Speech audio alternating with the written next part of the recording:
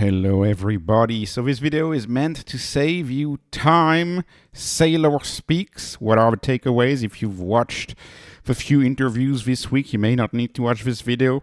Quick commentary on the performance of strategy, and I'll go more over the performance tomorrow, probably, or the day after. We are rebounding. We're up 4.7%, up 4.7% the past 5 days.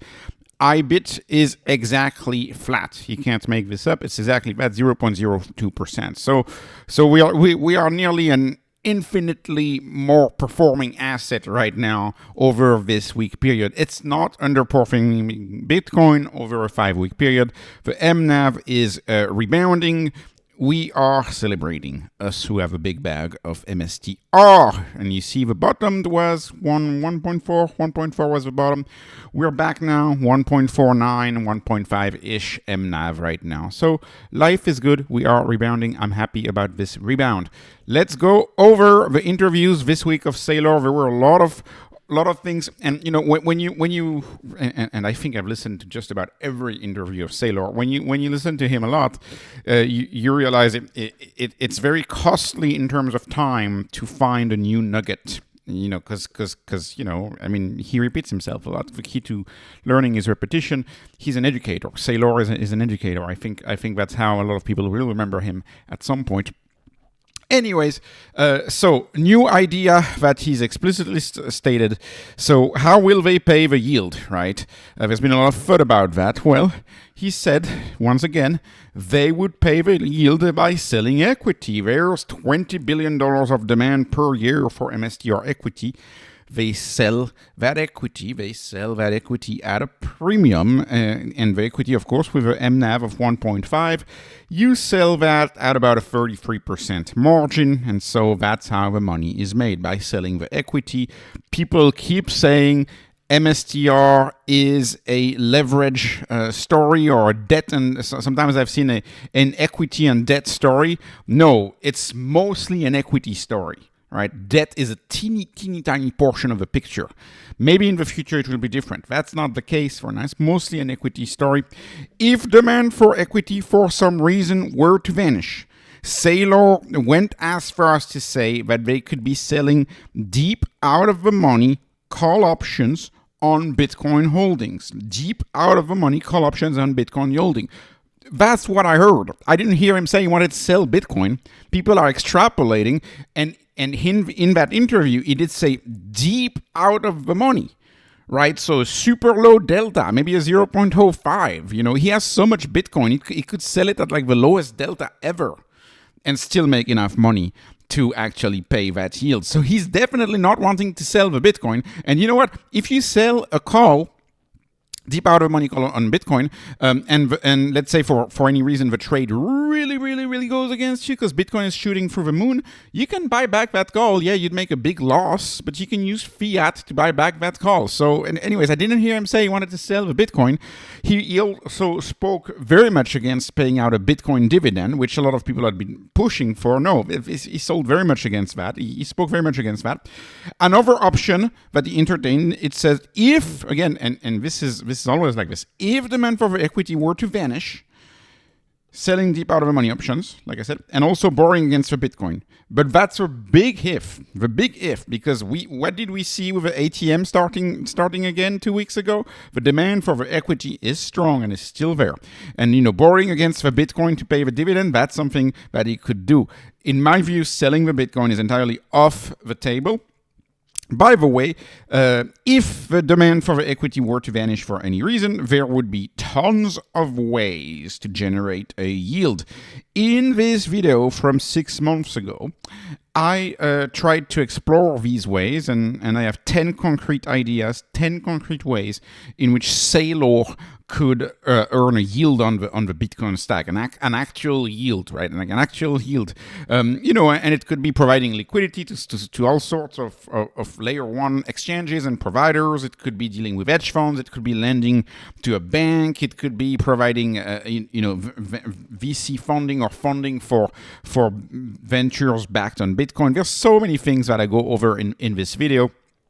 Another option, by the way, to earn a yield would be to do what MetaPlanet is doing, which is whenever you raise $1 billion of equity, keep 100 million in cash and write put options, right? Write put options with your cash and earn money on your cash via put options. That's another way that he could absolutely do it. There's so many ways, and delay the buy by a little bit and just write put options. There's so many ways that Saylor could do that. I am not worried at all. I am not worried about that. But I know the market is sometimes. Okay, new takes. Very few new takes, but there were a few.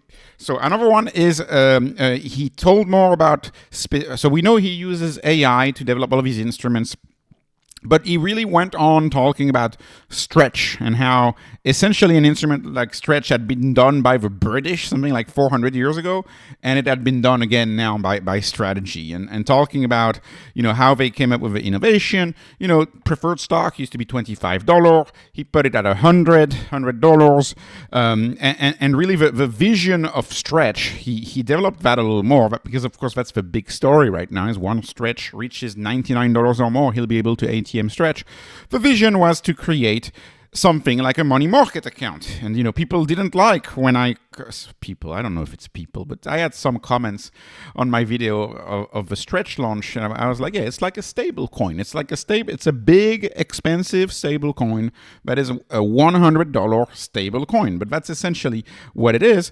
And he said, oh yeah, our vision was to create something like a market account where you could keep your cash, between the moment you receive it and the moment you need it. And sometimes, it's a bit like commercial papers for company, money that you have in an account for less than a year.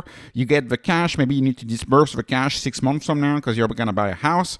And so Stretch is this instrument was designed to be at 100 plus or minus $1 and to pay whatever the relevant yield will be. And so the yield is high, but over time the yield of Stretch should come down, and it should really represent the kind of a money market yield, kind of a market-based yield, but represent the credit worthiness of strategy and their entire credit stack. Stretch, you can feel, is Saylor's preferred instrument. Saylor is very proud of Stretch. And he really called it a perfect instrument. And there's a few of his speeches which he starts like that. How many of you have a bank account? How many of you would want that bank account to yield 8%? So he's really going after money sitting in checking accounts with Stretch and saying that it could be a reasonable way to park the cash, I don't know, whenever you have a big expense, kind of like a security fund, like a security emergency fund, right, as they call it sometimes, emergency fund. A lot of people just want to have cash and a little bit of yield, and they want this yield to be high, and they can't handle the volatility of Bitcoin. This is Stretch. This is their solution. He likes it very much, and if I were into cash, and I would like it too, but to me the volatility does nothing for me. So it's like I want volatility, so I would never want Stretch because I want to have a volatility. But some people just don't like volatility. Anyways, more takes, some new takes, but few, like I said. So Strife, briefly mentioned about Strife, being the safest. Strife, you're going to be paid. In many ways, he mentioned that, Strife is safer than the equity, right? It's like really, literally, and technically the convertibles are technically even higher up, but he's envisioning a strategy where the convertibles are gone. So Strife is, over the long term, going to be the safest yield you can get. That's going to be Strife, and in many ways, he said, if anything were to go south, Strife would be safer than the equity, and that would be the case, right? Once the convertible debt is gone, once that's gone, that's going to be Strife. That's the safest, and of course, Strife should trade at a premium. It should trade at a lower yield, and it seems to be what is happening for now. Didn't say much about Strife. Strife is you want a little bit of upside. You want a little bit of upside, and you want yield. That's Strife. So Strife is pretty much a $100 par preferred that has right now $44, $34 worth of MSTR value because it converts to one tenth of the strategy common share. He talked about how the preferred, in his view, were much better than the ETFs, and so this gave me a lot of food for thought.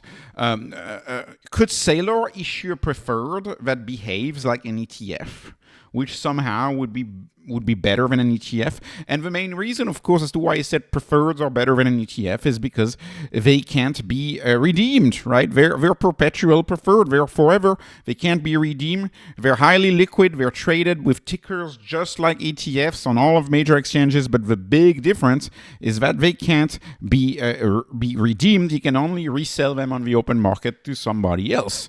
And then he talked about Stride, which is closer to the equity or closer to a traditional equity. That was very interesting here because of course Stride, it's all about trust, right? Stride is about trust. It's people who buy Stride, they expect a high yield and they expect that Saylor will keep paying the yield, right? But if by any chance, Saylor were to skip a payment on Stride, the price of Stride would probably go down, right? It would probably crash, pretty much, right? And the demand, so it's a skippable, non-cumulative dividend payment that you get on Stride, but that makes it much closer to a common equity that pays a dividend, where if you stop paying the dividend, the common equity is going to crash. In that situation, Stride would be the quote-unquote equity, the preferred equity that would take that crash, and that's the most junior debt instrument. And I thought that it was interesting. In my view, I don't think he's going to skip payments on Stride, and I see a lot of people online making that bet that he's not going to skip payments here because it would just mess up the demand for that asset. And so if he's not going to skip payment on Stride, then you have people who are like, well, I got retirement solved because Stride pays me 13% and I trust Saylor and I trust Bitcoin, so my retirement is solved. Like, you have people literally saying that. Anyways, it's just a different way to view the world. To me, my stance remains the same. I think Strike is the best of the preferreds in my view, but that is because, you get the upside of the common shares. That's why I like Strike the best. You get the upside of the common shares. But I understand that there's different funnels and different uses for these assets. And lastly, another piece of information. So like I said, this is over 2 hours of speeches. It's tough to distill and find what's new. So Saylor mentioned his knowledge of a short MSTR hedge fund who was paying accounts, probably on X and on YouTube, to spread FUD, fear, uncertainty, and doubt, and criticism on MSTR, on Saylor, and on the team. And he didn't say who it was. I don't know. Is it Jim Chanos? I have no idea. He didn't say who it was, but he said there was somebody who was doing that. That doesn't surprise me. Typically a short seller, when they issue like a short notice or a short report, they end up going on CNBC. And so it doesn't surprise me that this could happen, but I was surprised that he actually said having knowledge of it. He said he knew it. He said he had knowledge of it. And I guess that would explain some of the random commenters that I even see on this channel, people who never show up before. And of course, in the comment section, I recognize y'all's names. It's usually the same people who always comment, right? But sometimes you have a random commenter and they say, Ponzi! And they come out of nowhere.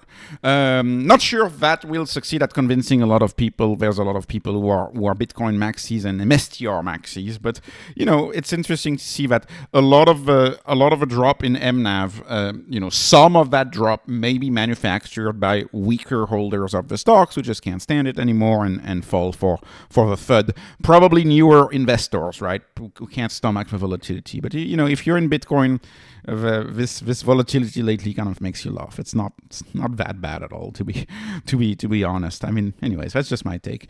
This was not investment advice. This is not financial advice, only entertainment. Please please subscribe, follow me on Patreon, follow me on X. Thank you for watching and have a wonderful, wonderful day.